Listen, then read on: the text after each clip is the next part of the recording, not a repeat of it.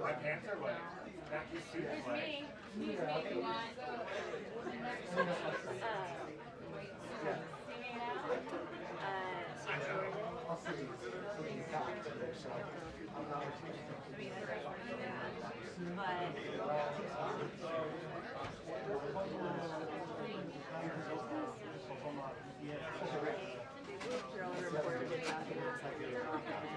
Well, try to get back. Like, even in the back corner, if you can, just ask them to drop But, yeah. Well, we're right there, yeah. What's up? Huh?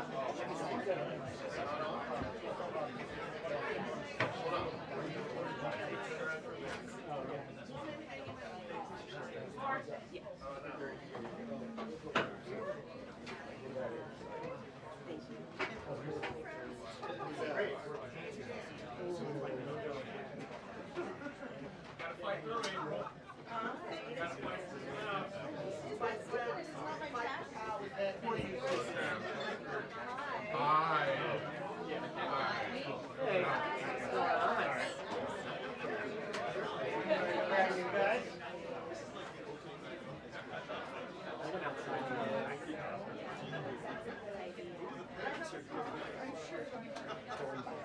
Perfect. Yes. Great.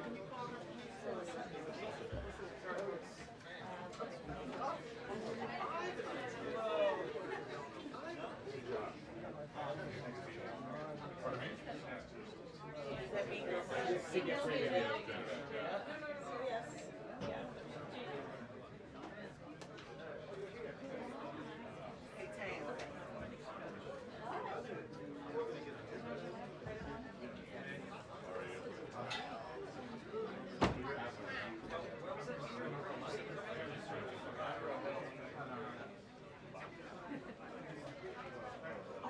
me? Great spot. Caitlin Collins. What the hell?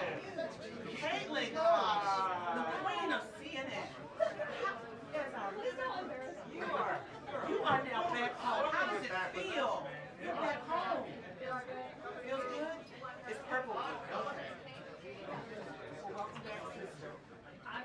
Okay, before we get started, final reminder, if somebody comes and it is their seat that you're sitting in, please vacate it for them. Keep the aisle, keep a space in the aisle so that the talkers can move around, and please don't put your cell phones up too high to block the cameras. Thank you all. I know we never got this. Hi, Peter. Hi. Peter, Pat. Yes, I do.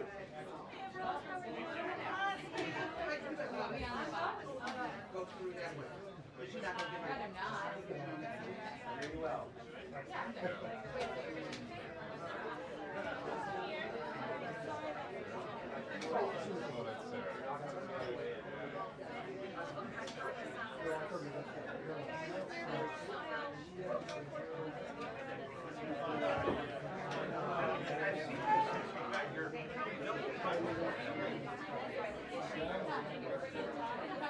Aren't you glad I did?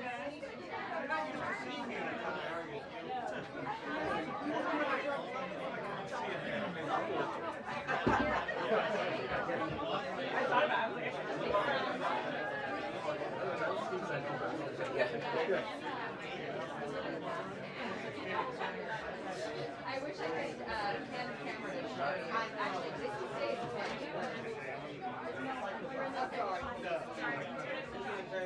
Yeah. Yeah. All right.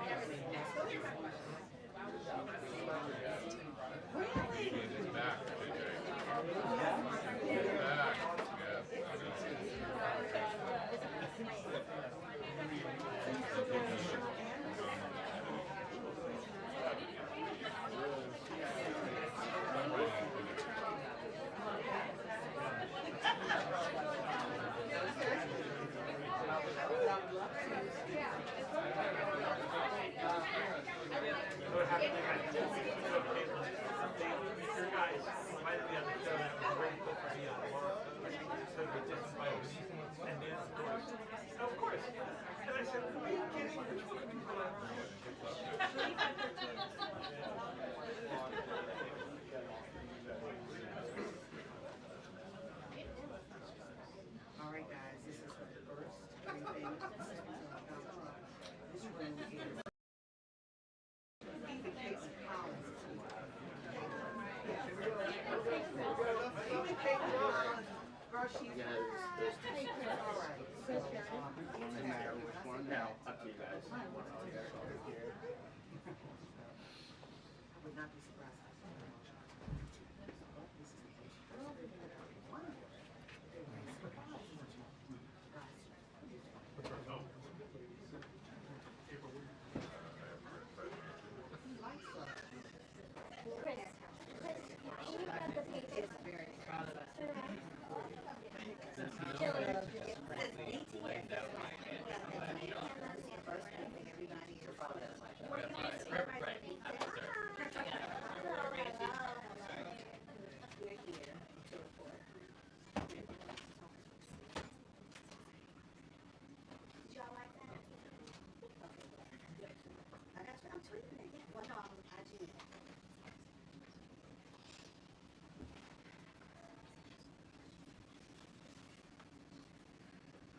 And Nancy, except your phone that fell underneath the kitchen.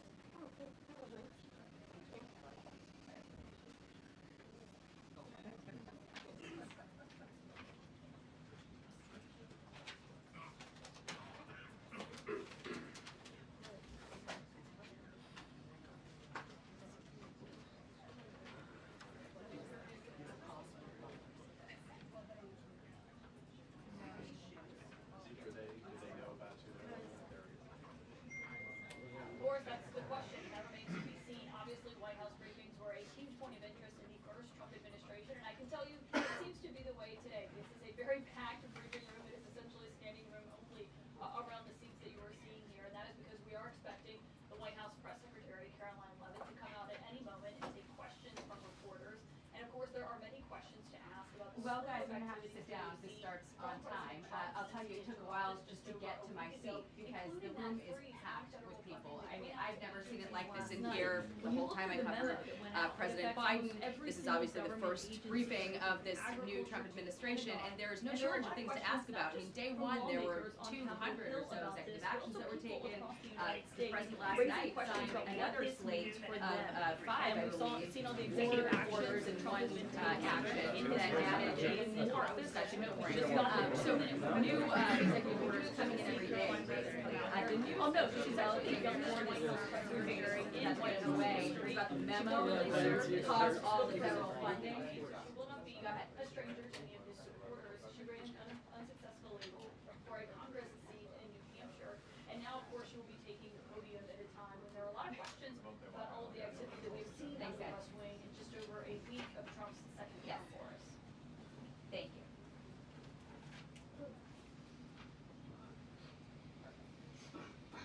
Thank you.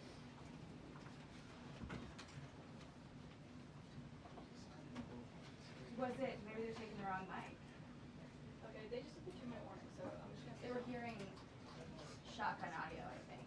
They couldn't hear. I'm gonna sit down until otherwise told. Is it hard to do if she's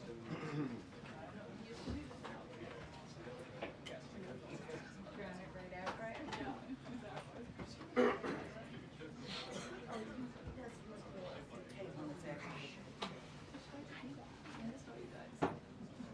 Oh my God, Mike Allen, Mike, this is really big.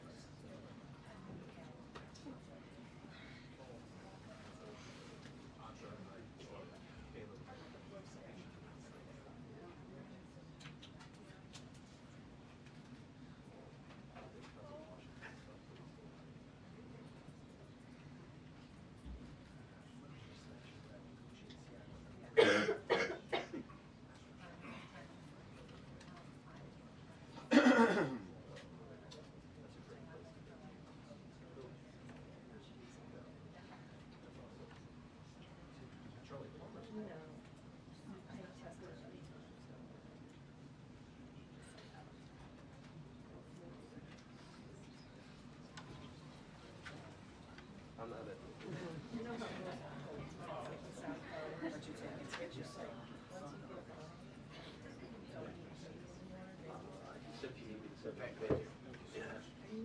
Just for the entrance. Oh, you're all good. I've never even seen this room yet, so it's kind of crazy. It's packed. No. Not since 4 years ago like this. Oh, like a tuna fish. Yeah.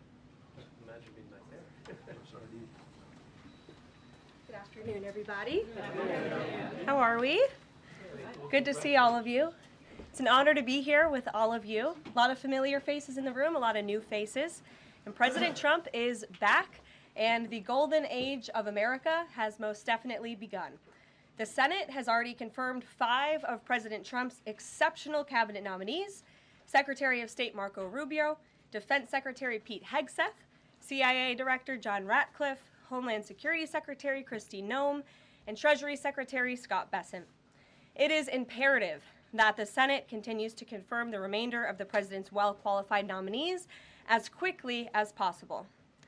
As you have seen during the past week, President Trump is hard at work fulfilling the promises that he made to the American people on the campaign trail. Since taking the oath of office, President Trump has taken more than 300 executive actions, secured nearly $1 trillion in U.S. investments, deported illegal alien rapists, gang members, and suspected terrorists from our homeland, and restored common sense to the federal government. I want to take a moment to go through some of these extraordinary actions. On day 1, President Trump declared a national emergency at our southern border to end the 4-year-long invasion of illegal aliens under the previous administration. Additionally, President Trump signed an executive order to end catch and release and finish construction of his effective border wall. By using every lever of his federal power, President Trump has sent a loud and clear message to the entire world.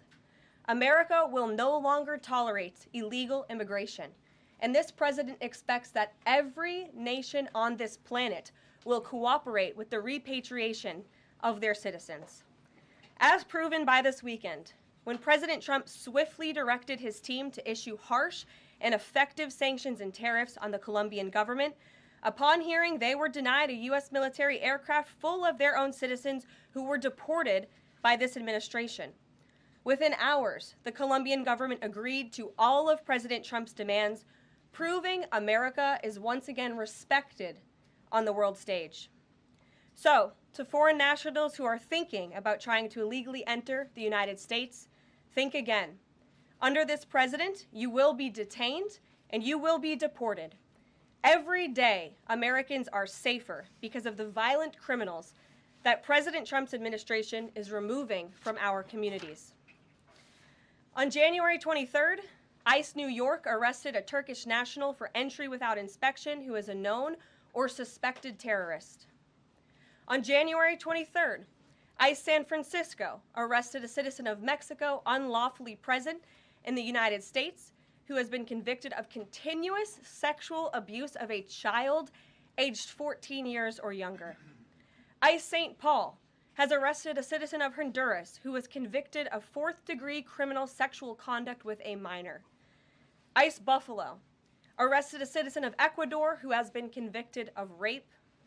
ICE Boston arrested a citizen of the Dominican Republic who has a criminal conviction for 2nd-degree murder. This criminal was convicted of murder for beating his pregnant wife to death in front of her 5-year-old son. And ICE St. Paul also arrested a citizen of Mexico who was convicted of possessing pornographic material of a minor on a work computer. These are the heinous individuals that this administration is removing from American communities every single day, and to the brave state and local law enforcement officers, CBP, and ICE agents who are helping in the facilitation of this deportation operation, President Trump has your back, and he is grateful for your hard work. On the economic front, President Trump took immediate action to lower costs for families who are suffering from 4 long years of the Biden administration's destructive and inflationary policies. President Trump ordered the heads of all executive departments and agencies to help deliver emergency price relief to the American people, untangle our economy from Biden's regulatory constraints, and end the reckless war on American energy. President Trump also signed sweeping executive orders to end the weaponization of government and restore common sense to the federal bureaucracy. He directed all federal agencies to terminate illegal diversity, equity, and inclusion programs to help return America to a merit-based society. President Trump also signed an executive order declaring it is now the policy of the federal government that there are only two sexes, male and female. Sanity has been restored. Before I take your questions, I would like to point out to all of you once again have access to the most transparent and accessible president in American history. There has never been a president who communicates with the American people and the American press corps as openly and authentically as the 45th and now 47th President of the United States. This past week, President Trump has held multiple news conferences, gaggled on Air Force One multiple times, and sat down for a two-part interview on Fox News, which aired last week. As Politico summed it up best, Trump is everywhere again. And that's because President Trump has a great story to tell about the legendary American revival that is well underway. And in keeping with this revolutionary media approach that President Trump deployed during the campaign, the Trump White House will speak to all media outlets and personalities, not just the legacy media who are seated in this room. Because according to recent polling from Gallup, Americans' trust in mass media has fallen to a record low. Millions of Americans, especially young people, have turned from traditional television outlets and newspapers to consume their news from podcasts, blogs, social media, and other independent outlets. It's essential to our team that we share President Trump's message everywhere and adapt this White House to the new media landscape in 2025. To do this, I am excited to announce the following changes will be made to this historic James S. Brady briefing room, where Mr. Brady's legacy will endure. This White House believes strongly in the First Amendment, so it's why our team will work diligently to restore the press passes of the 440 journalists whose passes were wrongly revoked by the previous administration. We're also opening up this briefing room to new media voices who produce news-related content and whose outlet is not already represented by one of the seats in this room. We welcome independent journalists, podcasters, social media influencers, and content creators to apply for credentials to cover this White House. And you can apply now on our new website, whitehouse.gov/newmedia. Starting today, this seat in the front of the room, which is usually occupied by the press secretary's staff, will be called the new media seat. My team will review the applications and give credentials to new media applicants who meet our criteria and pass United States Secret Service requirements to enter the White House complex. So in light of these announcements, our first questions for today's briefing will go to these new media members whose outlets, despite being some of the most viewed news websites in the country, have not been given seats in this room. And before I turn to questions, I do have news directly from the President of the United States that was just shared with me in the Oval Office from President Trump directly, an update on the New Jersey drones. After research and study, the drones that were flying over New Jersey in large numbers were authorized to be flown by the FAA for research and various other reasons. Many of these drones were also hobbyists, recreational, and private individuals that enjoy flying drones. In time, it got worse due to curiosity. This was not the enemy. A statement from the President of the United States to start this briefing with some news. And with that, I will turn it over to questions. And we will begin with our new media members, Mike Allen from Axios, Matt Boyle from Breitbart. Mike, why don't you go ahead? Thank you very much. Caroline, does the President see anything fishy about DeepSeek, either its origins or its cost? And could China's ability to make these models quicker, cheaper, affect our thinking about expanding generation data centers, chip manufacturers? Sure. The president was asked about DeepSeek last night on Air Force One when he gaggled for, I think, the third or fourth time throughout the weekend with members of the traveling press corps.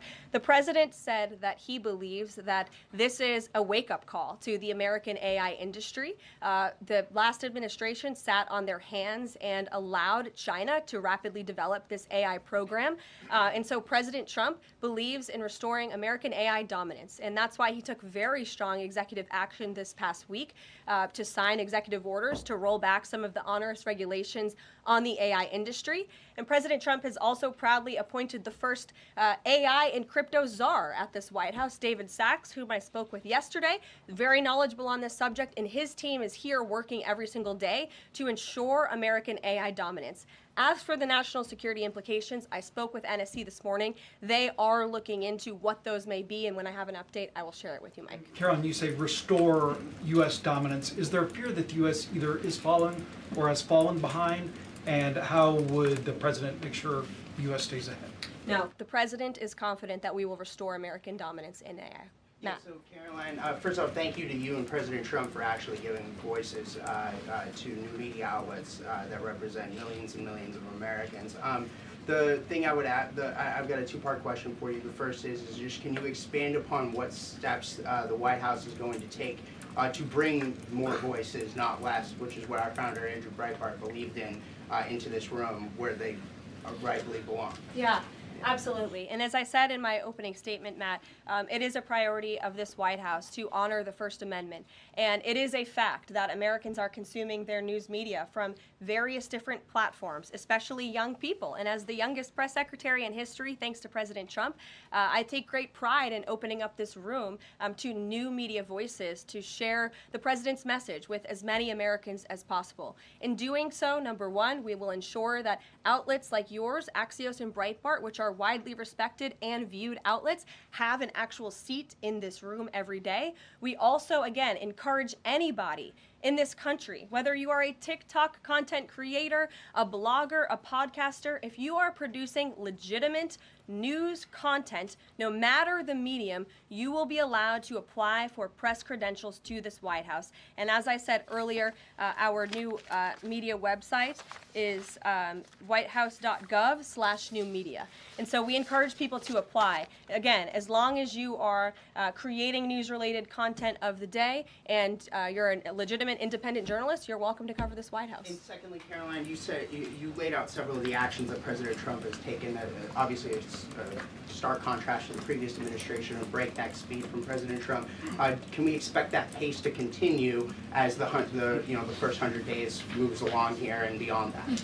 Absolutely. There's no doubt President Trump has always been the hardest working man in politics. I think that's been proven over the past week. This president has again signed more than 300 executive orders. He's taken historic action. I gaggled aboard Air Force One to mark the first 100 days of this administration, 4 p.m. last Friday, or first 100 hours rather. And this president did more in the first 100 hours than the previous president did in the first 100 days. So President Trump, I think you can all expect for him to continue to work at this breakneck speed, so I hope you're all ready to work very hard. I know that we are. Zeke Miller. Thanks, Caroline. A question that we've asked your predecessors of both parties in this job.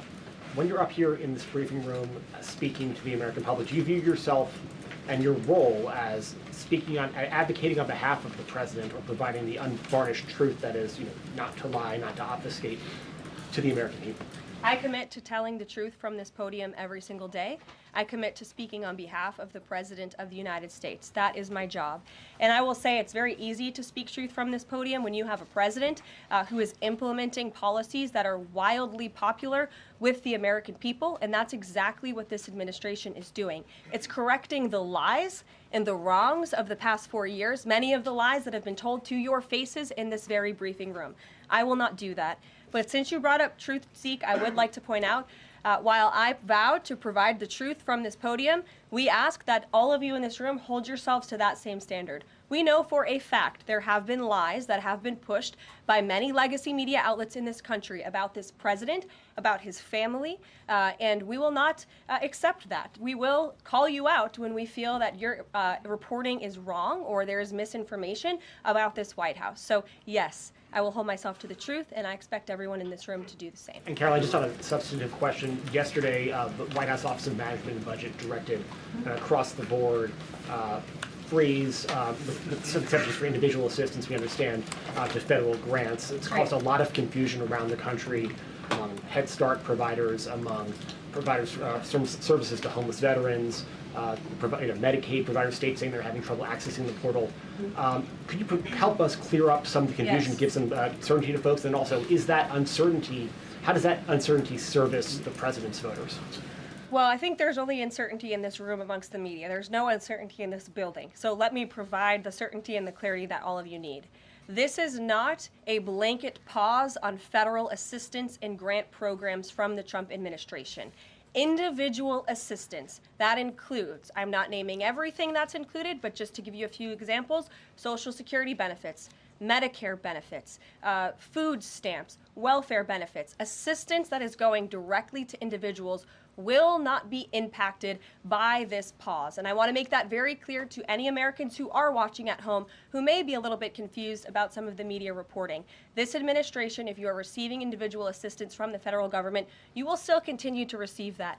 However, it is the responsibility of this president and this administration to be good stewards of taxpayer dollars. That is something that President Trump campaigned on. That's why he has launched DOGE, the Department of Government Efficiency, who is working alongside OMB. And that's why OMB sent out this memo last night, because the president signed an executive order directing OMB to do just this. And the reason for this is to ensure that every penny that is going out the door is not conflicting with the executive orders and actions that this president has taken. So what does this pause mean? It means no more funding for illegal DEI programs. It means no more funding for the Green New scam that has cost American taxpayers tens of billions of dollars. It means no more funding for transgenderism and wokeness across our federal bureaucracy and agencies. No more funding for Green New Deal social engineering policies. Again, people who are receiving individual assistance, you will continue to receive that. And President Trump is looking out for you by issuing this pause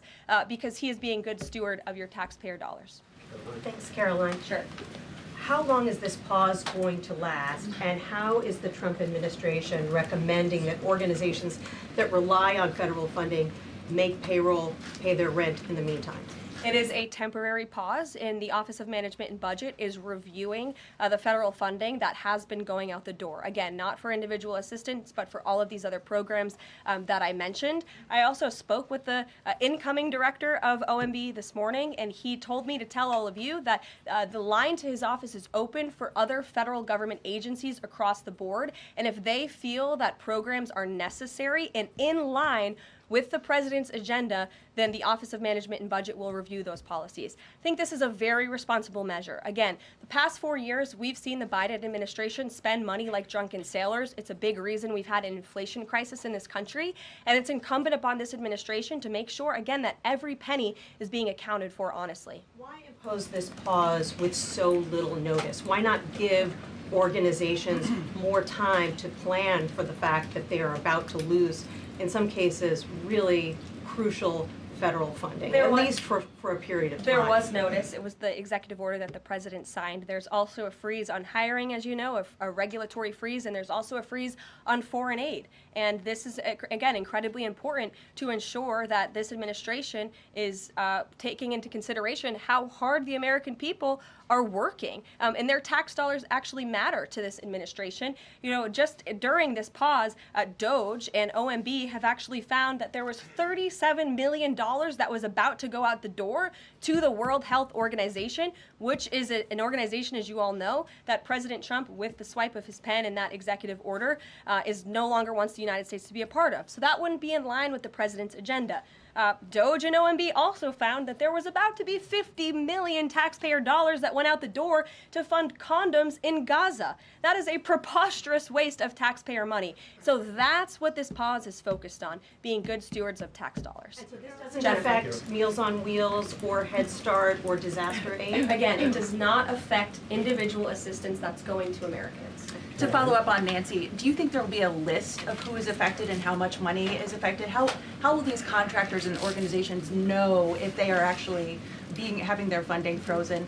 And then secondly, if you're willing, can you just clarify, is the end goal of this to essentially challenge Congress or to prove that the president can withhold federal funding? In other words, is this an attempt to pick a fight to prove that he can do this? No, absolutely not. As it says right here in the memo, which I have, and I'd encourage all of you to read it, it says the American people elected President Trump to be the president of the United States and gave him a mandate to increase the impact of every federal dollar.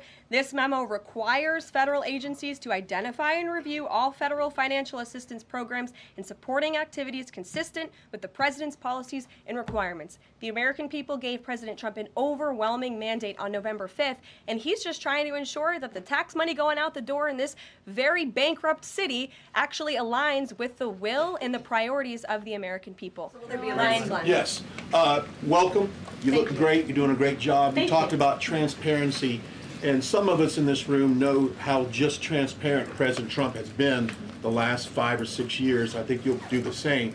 My question is, do you think this latest incident with the president of Colombia is indicative of the global, powerful respect they have for President Trump moving forward, not only to engage in economic diplomacy with these countries, but also world peace? Absolutely. I'll echo the answer that the president gave on Air Force One last night when he was asked a very similar question by one of your colleagues in the media.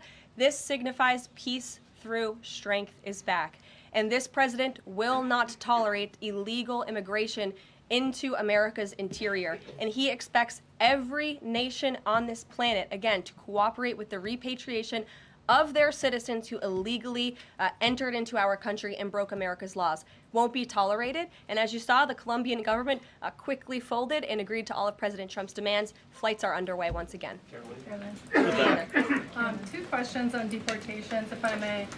President Trump had said on the campaign trail that he would deport pro-Hamas students who are here on visas. And on his first day in office, he signed an executive order that said, quote, the U.S. must ensure that admitted aliens and aliens otherwise already present in the U.S. do not bear hostile attitudes towards the citizens, culture, government, institutions, or founding principles. So should we take this executive order as Trump saying he would be open to deporting those students who are here on visas but, hold pro-Hamas sympathies? The president is open to deporting individuals who have broken our nation's immigration laws. So if they are here illegally, then certainly he is open to deporting them. And that's what this administration is hard at work at doing. We receive data from DHS and from ICE every single day.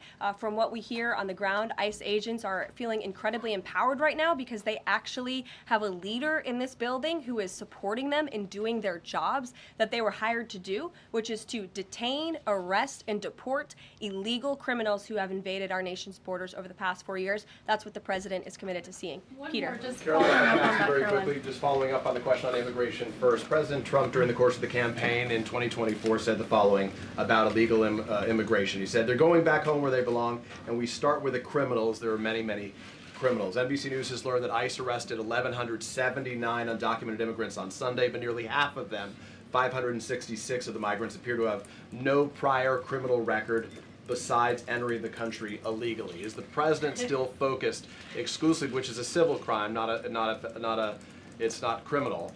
It's a federal crime. So I'm asking though, he said he was going to focus on those violent offenders first. So is violent offenders no longer the predicate for these people to be deported? The president has said countless times on the campaign trail, I've been with him at the rallies, I know you've been there covering them too, Peter, that he is focused on launching the largest mass deportation operation in American history of illegal criminals. And if you are an individual, a foreign national, who illegally enters the United States of America, you are, by definition, a criminal. And so therefore, you are subject to deportation. I apologize for interrupting. So to be clear, it's not violent criminals do not receive precedence in terms of the deportations taking place. The president has also said two things can be true at the same time. We want to deport illegal criminals, illegal immigrants from this country, but the president has said that, of course, the illegal criminal drug dealers, the rapists, the murderers, the individuals who have committed heinous acts on the interior of our country and who have terrorized law-abiding American citizens, absolutely, those should be the priority of ICE, but that doesn't mean that the other illegal criminals who entered our nation's borders are off the table. Understood. Then let me ask you a separate question about the confusion that still exists across the country right now as it relates to the the freeze or the pause as it's described. President Trump, of course, ran one of the key policy items was that he was going to lower prices, lower the cost of everything from groceries, as he often said. But in many of the cases, it would seem that some of these moves could raise prices for real Americans on everything from low-income heating, that program, child care programs. Will nothing that the president's doing here in terms of the freeze in these programs raise prices on ordinary Americans? What particular actions are you referring to that would? I'm referring to LHEAP right now. That's the low-income heating program, for example. We can talk about, there's no clarity, so I could refer to a lot of them. We don't know what they are specifically. Can you tell us that LHEAP is not one of those affected? So you're asking a hypothetical based on programs that you can't even identify. I just identified. What I can tell you just to be is clear, that since you guys haven't identified, let's do it together just for Americans at home. Medicaid, is that affected? I gave you a list of examples: Social Security, Medicare, welfare benefits, food stamps that will not be impacted by this federal pause. I can get you the full list after this briefing from the Office of Management and Budget. But I do want to address the cost cutting. Because that's certainly very important, and cutting the cost of living in this country. President Trump has taken historic action over the past week to do that. He actually signed a memorandum to deliver emergency price relief for American families, which took a number of actions. I can walk you through those. He also repealed many onerous Biden administration regulations. We know over the past 4 years, American households has been essentially taxed $55,000 in regulations from the previous administration. President Trump, with the swipe of his pen, rescinded those, which will ultimately put more money back in the pockets of the American people. So deregulation is a big deal. And then when it comes to energy, I mean, the president signed an executive order to declare a national energy emergency here at home, which is going to make America energy dominant. We know that energy is one of the #1 drivers of inflation. And so that's why the president wants to increase our energy supply to bring down costs for Americans. The Trump energy boom is incoming, and Americans can expect that. Caroline, thank you. Caroline, I think some of the confusion may be here with this pause on federal funding. You've made it clear you're not stopping funds that go directly to individuals, but there certainly are lots of organizations that receive funding and then may pass along a benefit. Meals on Wheels, for one. They provide meals for over 2.2 million seniors. What is the president's message to Americans out there, many of whom supported him and voted for him, who are concerned that this is going to impact them directly, even if, as you said, the funding isn't coming directly to their wallet? I have now been asked and answered this question 4 times. To individuals at home who receive direct assistance from the federal government, you will not be impacted by this federal freeze. In fact, OMB just sent out a memo to Capitol Hill with Q&A to clarify some of the questions and the answers that all of you are asking me right now. Again, direct assistance will not be impacted. I've been asked and answered about this OMB memo. There's many other topics of the day. Jackie Heinrich. Direct assistance, Caroline, if it's going to another organization and then trickling down. Direct assistance that is in the hands of the American people will not be impacted. Again, as I said to Peter, we will continue to provide that list as it comes to fruition. But OMB right now is focused on analyzing the federal government's spending, which is exactly what the American people elected President Trump to do. And one question on immigration, Caroline, on immigration. Of the 3,500 arrests ICE has made so far since President Trump came back into office, can you just tell us the numbers? How many have a criminal record versus those who are just in the country illegally? All of them, because they illegally broke our nation's laws, and therefore they are criminals as far as this administration goes. I know the last administration didn't see it that way, so it's a big culture shift in our nation to view someone who breaks our immigration laws as a criminal, but that's exactly what they are. You made a point of going with the worst first. They all have a criminal record? And welcome to the briefing If they room. broke our nation's laws, yes, they are criminal. Yes. Thank you.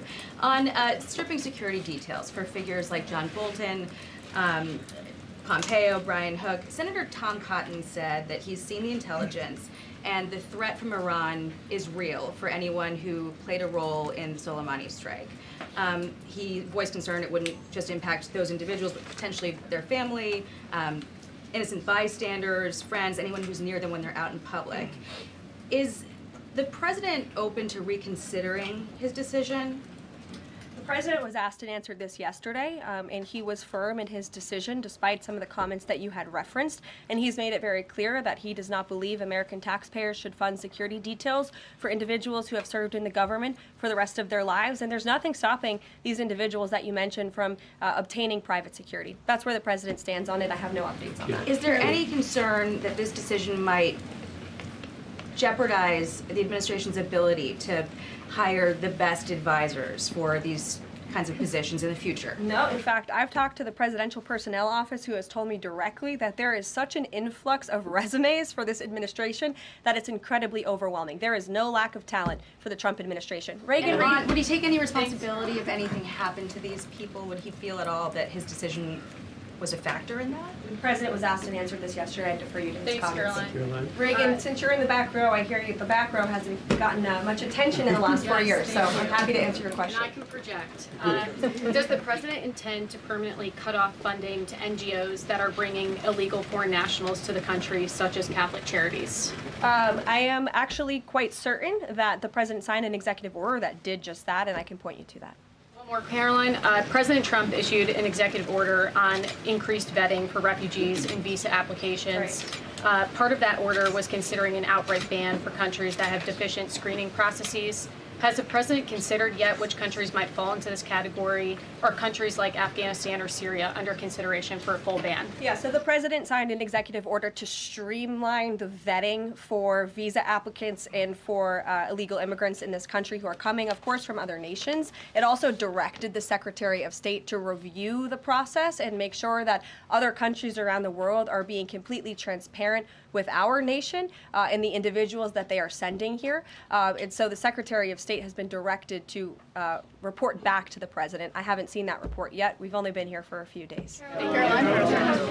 One, on the freeze in federal funding, who advised the president on the legality of telling government agencies that they don't have to spend money that was already appropriated by Congress? Well, as the OMB memo states, this is certainly within the confines of the law. So White House counsel's office believes that this is within the president's power to do it, and therefore he's doing it. Okay, so they disagree with lawmakers who say that they don't have the power to freeze this funding. Again, I would point you to the language in the memo that clearly states this is within the law. And on what happened on Friday night, the administration fired several inspectors general without giving Congress the 30-day legally required notification that they were being fired. I think only 2 were left at DHS and the DOJ.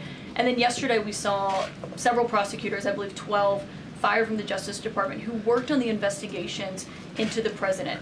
As you know, they are career prosecutors, therefore they are afforded civil service protections.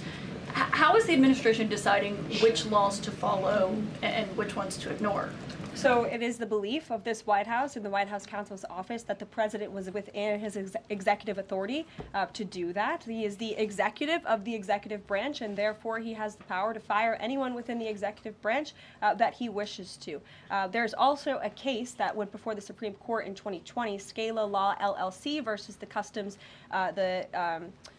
Bureau Protection. I would advise you to look at that case, and that's the legality that this White House was resting on. So you're confident that if they bring lawsuits against you, those prosecutors who were fired, that they will succeed? We will win in court. And yes. Did he personally direct this, given they worked on the classified documents investigation and the election interference investigation? This was a memo that went out by the Presidential Personnel Office, and the president is the leader of this White House. So yes. Yes. Caroline. Caroline. Sure. Thank you. Congrats on your first day behind the podium. Thank you. President Trump ended funding for UNRWA and also designated the Houthis a foreign terrorist organization. That's right. Both were decisions that the previous administration had reversed. So here's my question. Will there be an investigation into who gave the previous administration this terrible advice? Well, that's a very good point. I haven't heard discussions about such an investigation, but it wouldn't be a bad idea considering that the Houthis certainly are terrorists. They have launched attacks on U.S. naval ships across this world, and so I think it was a very wise move by this administration to redesignate them as a terrorist group, because they are, and I think it was a foolish decision by the previous administration to do so. As for an investigation, I'm not sure about that, but it's not a bad idea. Josh. Thank you for the question. I appreciate it. Can you give us an update on the president's plans for his tariff agenda? He spoke a lot about this yesterday, and there's a couple of dates coming up that he's spoken to. Number one, February 1st, he's alluded to both the potential for tariffs for Canada and Mexico, but also China to take effect on those days. What's he thinking about that? Yeah. Should those countries expect that on the Again, first? he was asked and answered this question this past weekend when he took a lot of questions from the press, and he said that the February 1st date for Canada and Mexico still holds. The China 10% tariff that he also had mused about last Tuesday going into effect on the same day. Yep, the president has said that he is very much still considering that for February 1st. Yesterday he talked also about sectoral tariffs on, for instance, pharmaceuticals as well as semiconductor computer chips. He talked about steel, aluminum, and copper. What's the timeline on those? Is that a similar sort of coming days thing? Yeah, so when the president talked about that in his speech yesterday, that actually wasn't a new announcement. That was within a presidential memorandum that he signed in one of the first days here in the White House on his America First trade agenda. So there's more details on those tariffs in there. As far as a date, I don't have a specific date to read out to you, but the president is committed to implementing tariffs effectively, just like he did in his first term. Finally, he also was asked on the plane when he gaggled about the potential for a universal tariff. He was asked maybe about 2.5%. There was a report about that. He said he wanted much bigger than that. Should we understand that these tariffs would add up? You know, in other words, you might have country-specific tariffs like Canada, Mexico, China. You might have sectoral tariffs like on pharmaceuticals, as well as a potential universal tariff on top of that. Do these stack on one or the other, or would one sort of take precedence over another? All I can point you to is what the president has said on this front. The February 1st date for Canada and Mexico, also the China tariff that he has discussed. He rejected the 2.5% tariff. He said that was a little bit too low. He wants it to be higher. I'll leave it to him to make any decisions on that front. Phil Weichman. What the Mexicans and Canadians have done so far, do you have any comment on whether that has met the bar, what he wants to see on fentanyl? Thank you. I won't get ahead of the president again on advocating to foreign nations on what they should or shouldn't do to get away from these tariffs. The president has made it very clear, again, that he expects every nation around this world to cooperate with the repatriation of their citizens. And the president has also put out specific statements in terms of Canada and Mexico when it comes to what he expects in terms of border security. We have seen a historic level of cooperation from Mexico, but again, as far as I'm still tracking, and that was last night talking to the president directly, February 1st is still on the books. Phil. Thank you, Caroline. Quick programming note and then a question on taxes. Well, in terms of programming, should we expect to see you here every day? How frequently will these press briefings be? It is a good question, April. So look, the president, as you know, is incredibly accessible. First day here, he wanted all of you in the Oval Office. You got a 60-minute press conference with the leader of the free world while he was simultaneously signing executive orders. I may add that's pretty impressive. I don't think the previous office holder would be able to pull such a thing off. So look, the president is the best spokesperson that this White House has, and I can assure you that you will be hearing from both him and me as much as possible. And then a question about tax cuts. You know, the president has promised to extend the tax cuts from the previous term.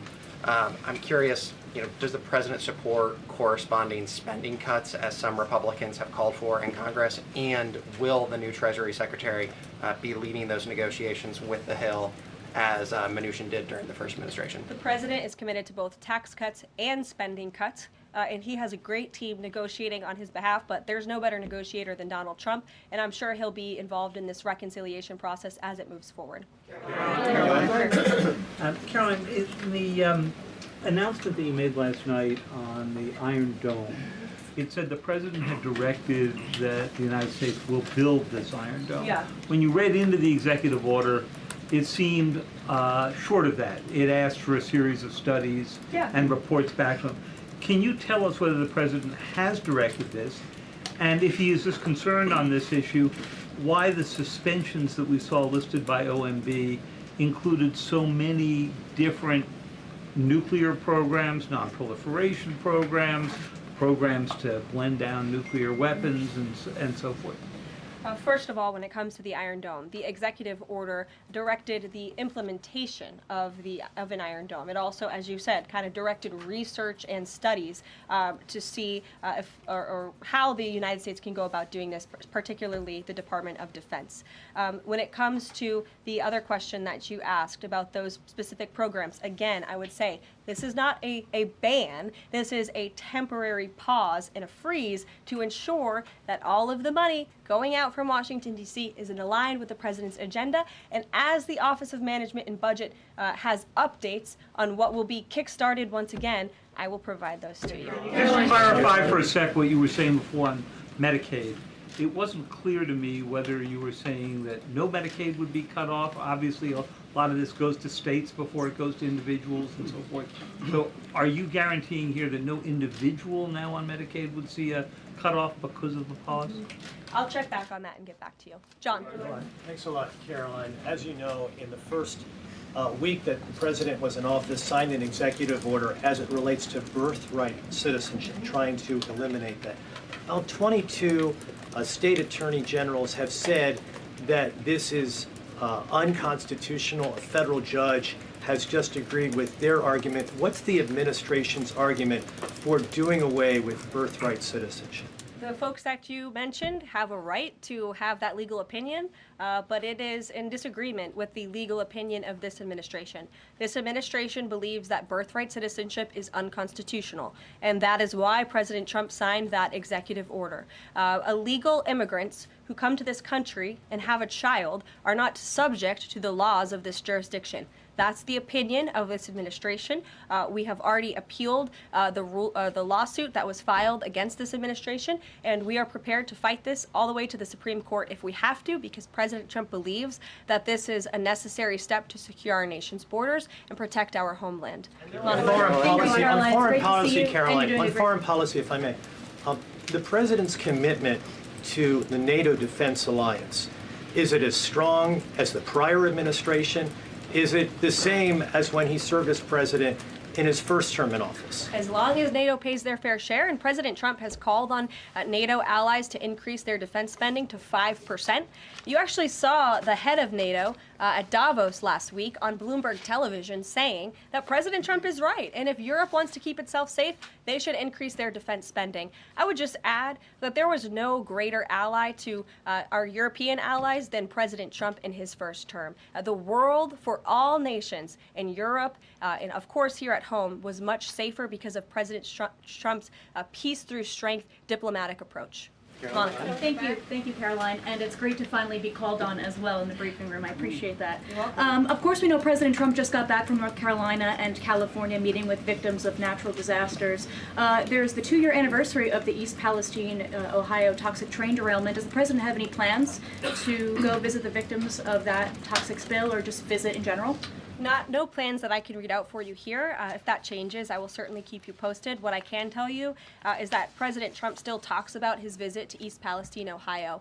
That was one of the turning points, I would say, in the previous election campaign, where Americans were reminded that President Trump is a man of the people, and he, as a candidate, visited that town that was just derailed by the train derailment, no pun intended, and he offered support and hope. Just like I saw the president do this past week, it was a purposeful decision by this president on his first domestic trip to go to North Carolina and to California to visit with Americans who were impacted by Hurricane Helene and also by the deadly fires. A red state and a blue state, both of which feel forgotten by the previous administration and the federal government. That is now ended under President Trump. He will continue to put Americans first, whether they're in East Palestine, in Pacific Palisades, or in North Carolina.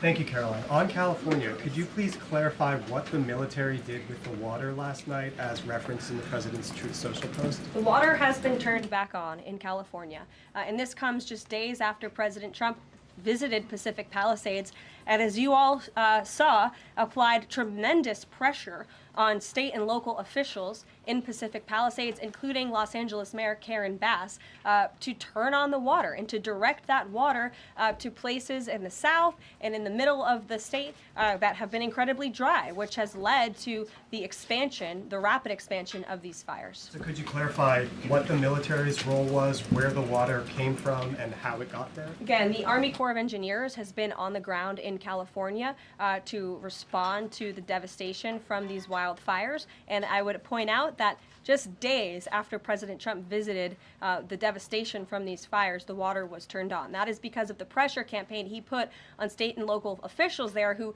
clearly lack all common sense. And I will never forget being at that roundtable with the president last week and hearing the frustration in the voices of Pacific Palisades residents who feel as though their government has just gone insane. Before President Trump showed up on the scene, Karen Bass was telling private property owners that they would have to wait 18 months to access their private property. So this administration, the president and his team that's on the ground in California, Rick Grinnell, who he has designated to oversee this great crisis, it will continue to put pressure on Karen Bass and state and local officials to allow residents to access their properties. This is a huge part of it.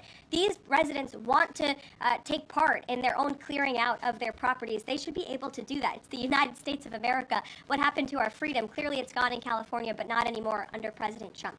April. Caroline, welcome to the briefing room. Thank you. Several questions. One on the pause. Will minority-serving institutions, preferably colleges and universities, have those monies held back temporarily at this moment? Again, I have not seen the entire list because this memo was just sent out. So I will provide you all with updates as we receive them, okay? Also, secondly, when it comes to immigration, there is this southern border focus. What happens to those who've overstayed their visas? That is part of the broken immigration system. In 2023, there was a report by the Biden administration, the Homeland Security Department, that said overstays of visas were 3 times more than usual. Will there be a focus on the overstays for visas as well? If an individual is overstaying their visa, they are therefore an illegal immigrant residing in this country, and they are subject to deportation. And also, yes. Lastly, as we're dealing with anti-DEI, anti-woke efforts, we understand this administration is thinking about celebrating Black History Month. Have you got any word on that? Anything that you can offer to us? As far as I know, this White House certainly still intends to celebrate, and we will continue to celebrate American history and the contributions that all Americans, regardless of race, religion, or creed, have made to our great country, and America is back. Christian Dayton. Thanks, Caroline. Just real quick, you mentioned the inflation executive order the president signed, but egg prices have skyrocketed since President Trump took office. So what specifically is he doing to lower those costs for Americans? Really glad you brought this up, because there is a lot of reporting out there that is putting the onus on this White House for the increased cost of eggs. I would like to point out to each and every one of you that in 2024, when Joe Biden was in the Oval Office, or upstairs in the residence sleeping, I'm not so sure, egg prices increased 65% in this country. We also have seen the cost of everything, not just eggs. Bacon, groceries, gasoline have increased because of the inflationary policies of the last administration. As far as the egg shortage, what's also contributing to that is that the Biden administration and the Department of Agriculture directed the mass killing of more than 100 million chickens, which has led to a lack of chicken supply in this country, therefore a lack of egg supply, which is leading to the shortage. So I will leave you with this point. This is an example of why it's so incredibly important that the Senate moves swiftly to confirm all of President Trump's nominees, including his nominee for the United States Department of Agriculture, Brooke Rollins, who is already speaking with Kevin Hassett, who's leading the economic team here at the White House, on how we can address the egg shortage in this country. As for costs, I laid out the plethora of ways that President Trump has addressed saving costs for the American people over the past week. He looks forward to continuing doing that in the days ahead. Thank you, guys.